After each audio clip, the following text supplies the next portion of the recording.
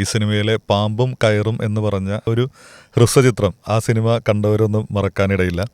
വളരെ വ്യത്യസ്തമായിട്ടുള്ളൊരു പ്രമേയം, മലയാളിയുടെ ലൈംഗിക സദാചാര ചിന്തകൾക്ക് നേരെയുള്ള ഒരു കണ്ണാടിയാണ്. ആ സിനിമയുടെ രചനയും സാക്ഷാത്കാരവും നിർവഹിച്ച ശ്രീ നടരാജൻ പട്ടാമ്പിയാണ് നമ്മുടെ മുന്നിലുള്ളത്. സ്വാഗതം.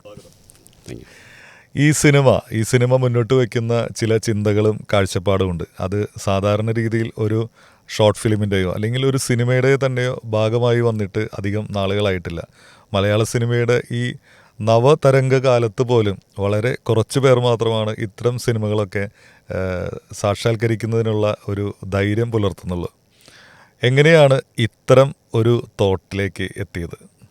അത് സത്യം പറഞ്ഞാൽ ഈ നമ്മുടെ ഭക്ഷണം, അതുപോലെ നമ്മൾ ശ്വസിക്കുന്ന വായു, അതുപോലെ തന്നെ നമുക്കൊരു മനുഷ്യന് ആവശ്യഘടകമായിട്ടുള്ള ലൈംഗികത എന്ന് ഞാൻ വിശ്വസിക്കുന്ന ഒരാളാണ് ഞാൻ. അപ്പോൾ ഈ 2-3 വർഷം മുന്നേ ഞങ്ങളുടെ ടൗണിൽ ഓങ്ങല്ലൂരിൽ നിന്ന് ഞാനൊരു കപ്പലണ്ടി വാങ്ങി കഴിച്ചപ്പോൾ അത് പൊരിഞ്ഞു കിട്ടിയൊരു പേപ്പറിൽ ഏതൊരു വനിതാ മാഗസീനിൽ വന്ന ഒരു പഠനമാണ്. ഒരു രതിമൂർച്ച എന്താണെന്നറിയാതെ 3, 4, 5 പിന്നെ പ്രസവിക്കുന്ന സ്ത്രീകളെ കുറിച്ചുള്ളൊരു പഠനം നടത്തിയിട്ടുണ്ട്.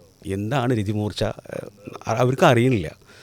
അപ്പോൾ അത് ഇങ്ങനെ സംഭവം നമ്മുടെ മനസ്സിലിട്ട് ഇപ്പോൾ ഞങ്ങൾ പിന്നെ അവർ ഇങ്ങനെ എങ്ങനെ അവതരിപ്പിക്കാം എന്നുള്ള ഞാനോട് വൺലൈനുണ്ടാക്കിയിട്ട് ഇപ്പോൾ ഷിഹാബിനോട് ആദ്യം പറയണത്, ഇതിൻ്റെ ക്യാമറമാൻ പ്രൊഡ്യൂസറായിട്ടുള്ള ഷിഹാബിനോടാണ് പറയണത്. അപ്പോൾ അത് പറയുമ്പോൾ നമുക്കുണ്ടാകുന്നൊരു പ്രശ്നം എന്താ വെച്ചാൽ, ഇതൊരു നൂൽപ്പാലത്തുമ്പോൾ അങ്ങോട്ടോ ഇങ്ങോട്ടോ മാറിയ അതിൻ്റെ അതും മാറിപ്പോകും. അപ്പോൾ അത് കോമഡിയാണ് എനിക്ക് ചെയ്ത് കൊണ്ടുവരാം എന്നുള്ളൊരു പരിപാടിയിലാണ് നമ്മൾ അങ്ങനെ ഒരു സബ്ജക്റ്റിലേക്ക് വരുന്നത്.